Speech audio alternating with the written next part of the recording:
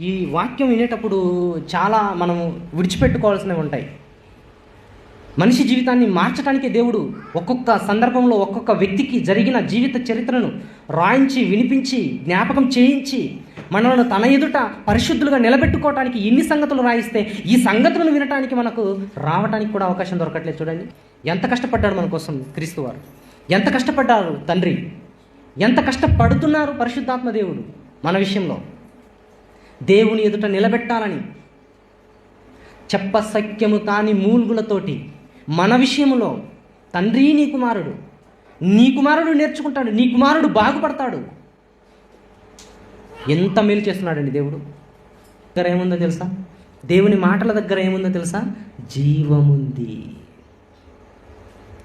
ఆయన మాటింటారా, మీరు బ్రతుకుతారు, మీరు జీవిస్తారు.